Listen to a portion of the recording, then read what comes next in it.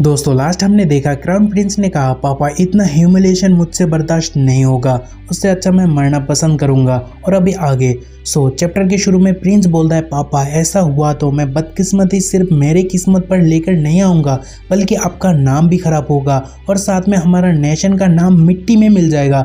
और हालांकि किंगोंग city phoenix empire के लिए उतना मायने नहीं रखता, फिर भी वो हमारा एंसेस्टर के जन्म स्थान है। सो हमें उस जगह को दुश्मन से कभी भी सौदा करना नहीं चाहिए, हालांकि हमें मरना पड़ जाए तब भी नहीं।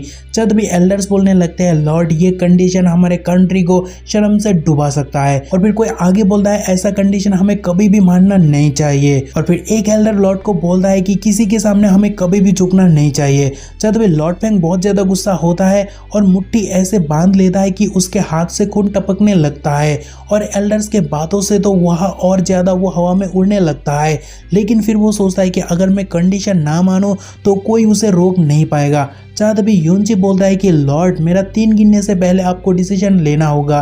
तभी योंची गिनती को चालू करता है, लेकिन सारे एल्डर्स जिनसे फाइट में कुछ हुआ नहीं और फाइट में उतरते भी नहीं, वो लोग लॉर्ड को कंडीशन मानने से इनकार करते हैं। तभी जैसे ही 2 तक गिनती आता है तो दूसरा बेटा बोलता है पापा प्लीज मान जाओ, मैं मरना नहीं चाहता। और तभी जैसे ही गिनती खत्म होने को आता है तो वह लॉर्ड फेंग सोचता है अगर मैं कंडीशन मानता हूँ तो मैं गुनहगार बनकर रह जाऊंगा और बाकी के 7 एम्पायर्स हमेशा डिवाइन फोनिक्स एक्ट का मजाक बनाएगा। लेकिन अगर कंडीशन ना माना तो मैं मिंग और मेरे बाकी बेटे को कभी भी प्रोटेक्ट नहीं कर पाऊंगा क्योंकि योंची फिर से वापस आएगा। तभी लॉर्ड फेंग चीख कर बोलता है योंची इफ यू डेयर। तभी योंची बोलता है तुमने कोई भी कदम नहीं उठाया, मतलब तुम कंडीशन को इनकार करते हो, सो अभी तुम्हें मरना होगा। तभी लॉर्ड बोलता है नहीं रुक जा, और फिर तुरंत योंची फैट बच्चे को पकड़ लेता है और बोलता है फेटी तेरा बाप तुझे जिंदा देखना नहीं चाहता क्योंकि तेरा बाप तेरे ऊपर अपने डिग्निटी के बारे में सोच रहा है। और फिर योंची बोलता है तेरा बाप यूजलेस आदमी है, सो मुझे तुझे आजाद करना ही होगा। और फिर योंची उसे भी कुचल देता है, जो देखकर हर बार की तरह इस बार भी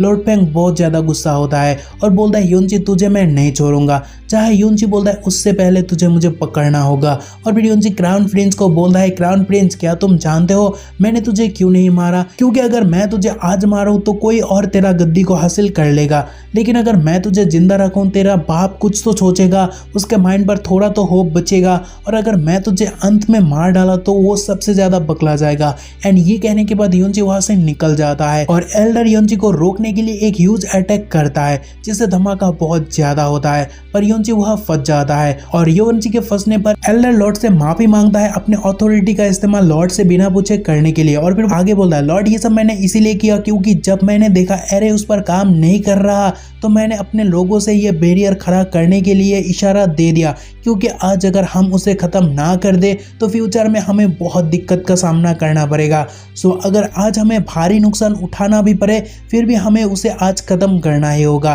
तभी लॉर्ड बोलता है सभी एल्डर को फाइट ज्वाइन करना होगा क्योंकि आज उसे हमें खत्म करना ही पड़ेगा, चाहे उसमें हमें खुद मरना भी क्यों ना पड़ जाए तब भी रुकना नहीं। तभी प्लान देखने को मिलता है जहाँ लॉर्ड बोलता है हम उसे मारने पर बार बार 3 लोग भेजेंगे और बाकी उसे भागने से रोकेंगे।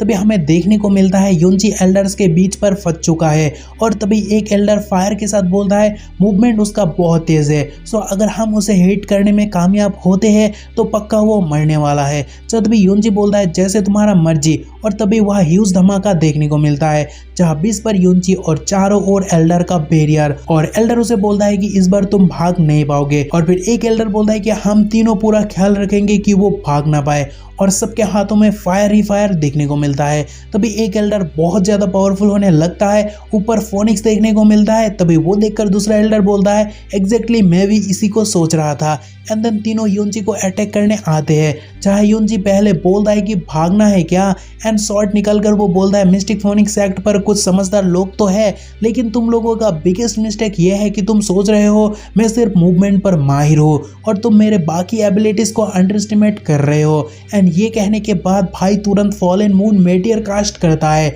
और क्या वह तबाही शुरू होता जाता है, जो देखकर बाकी एल्डर्स का पसीना छूटने लगता है। और वो देखकर लॉर्ड बोलता है वो बस मूवमेंट पर ही तेज नहीं, ये कैसे पॉसिबल है। और फिर वो एल्डर को बोलता है कि उसे मार डालो। जब भी एल्डर भी लाइक व्हाट एंड दे भी लाइक चलो साथ मिलकर अटैक करते हैं, क्योंकि देर सवेर वो थक जाएगा। जब भी सभी एक साथ चार्ज करने लगते हैं, जो देखकर युनजी बोलता है क्या तुम श्योर हो। और अभी अभी जो मैंने ओवर प्रोफाउंड स्ट्रेंथ का इस्तेमाल किया और फिर एक और अटैक के साथ, भाई बोलता है कि वो तो मेरा बस एक ऑर्डिनरी अटैक था।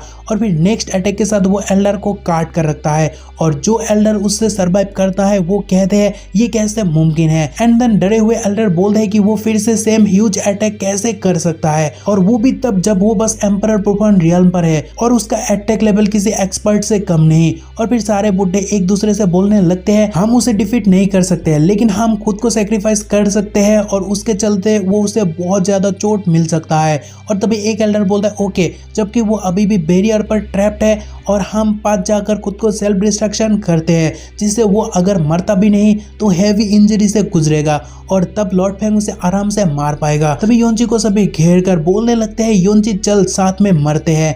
एंड देन वो लोग खुद का सेक्रीफाइस कर देता है। जब भी ह्यूज ब्लास्ट होता है और मरते मरते सारे एल्डर्स बोलते हैं लॉर्ड अपना ख्याल रखना, मतलब वो लोग सेक्ट और लॉर्ड दोनों के लिए बहुत लॉयल है। और फिर वो बोलते हैं लॉर्ड फिर मिलेंगे किसी और जन्म में। कोई बोलता है लॉर्ड प्लीज मेरे फैमिली मेंबर्स का ध्यान रखना। एंड देन सभी सुसाइड बॉम्ब की तरफ फटने लगते हैं और बोलते हैं योंची मर अभी। तभी वहाँ एटॉम बॉम्ब जितना धमाका होता है एंड आई होप योंची वहाँ नाटक करता है, क्योंकि वहाँ आके बीचों बीच में आवाज आने लगता है प्लीज मुझे जाने दो, बचा लो। और तभी वो सब देखकर सारे एल्डर्स का सेक्रीफाइस देखकर ग्रैंड एल्डर और लॉर्ड रोने लगता है और बोलता है आपका सेक्रीफाइस के लिए बहुत बहुत शुक्रिया। और फिर लॉर्ड आगे बोलता है तुम लोगों के फैमिली मेंबर्स को फ्यूचर में किसी भी चीज़ का मैं कोई भी दिक्कत होने नहीं दूंगा, चाहे वो गिफ्टेड वन ना हो या फिर उनका स्टेटस लो हो, फिर भी मैं कभी भी किसी को फर्क नहीं करूंगा। लेकिन तभी वह फनी इंसिडेंट होता है, क्योंकि तभी योंची का मौत समझकर ग्रैंड एल्डर एविल स्माइल करता है और लॉर्ड भी खुश होता है।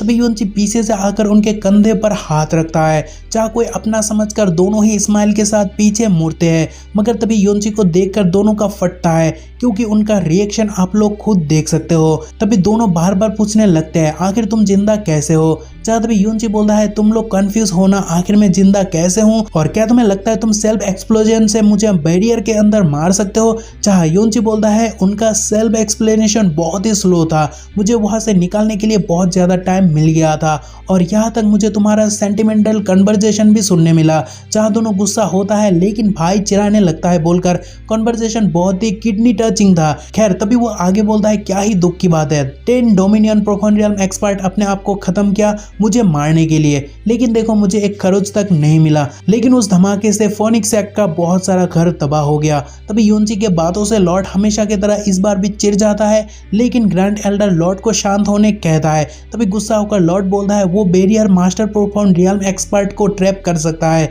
लेकिन तू कैसे भागा। तभी योंची कहता है वेल फंडा बहुत ही सिंपल है, मैंने पहले ही अपने शॉट से बैरियर तोड़ दिया था और हालांकि बैरियर रीजनरेट हो रहा था लेकिन प्रोसेस काफी स्लो था। और क्या आपको लगता है उतना स्लो प्रोसेस मुझे रोकने को काफी था।